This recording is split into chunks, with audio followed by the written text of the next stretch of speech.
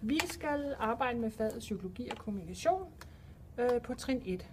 Og det er mål 4, som handler om, at eleven kan forklare, hvordan man som social- og sundhedshjælper kommunikerer med borgere og patienter, og kan herunder forklare betydningen af verbal og non-verbal kommunikation som redskab i plejen og i samarbejdet med kolleger, pårørende og kolleger.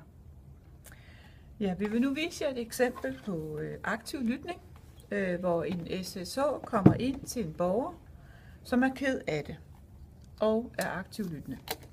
Ja, og I skal prøve at være opmærksom på de her pointer, som handler om, at hjælperen spørger ind til, ikke afbryder det, som borgeren siger, holder øjenkontakt og ikke kommer med gode råd.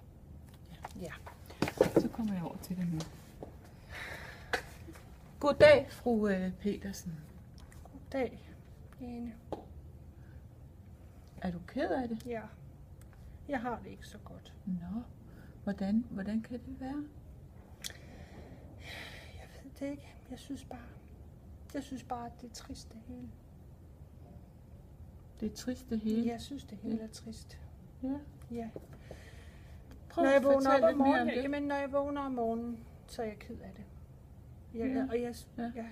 Jeg bliver ikke rigtig glad. Jeg synes bare, at hele dagen er trist og grå. Er der sket noget specielt i dit liv, som gør, at du synes, det er så trist? Det ved jeg simpelthen ikke. Der sker jo så meget.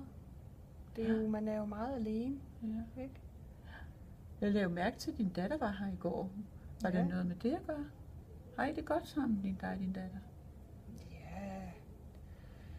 Ja, altså, lidt godt har man det vel, altså. Men der er jo sket mange ting i løbet af tiden, ikke? Der er jo sket mange ting, som, ja, det tager lang tid at forklare alt det. Det kan jeg godt forstå. Det er jo mange ting, man skal være.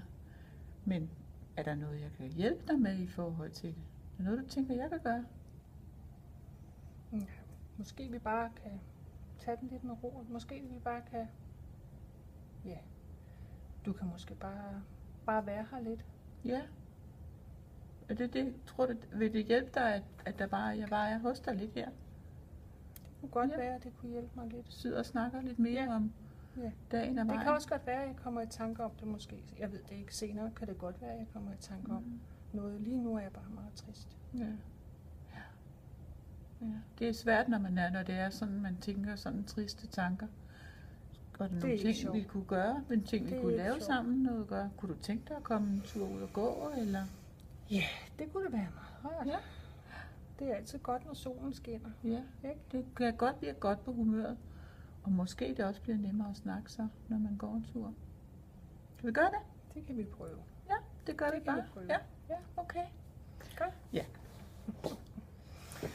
Det var det. Så er denne her slut. Ja, altså Formålet med aktiv lytning. Ja.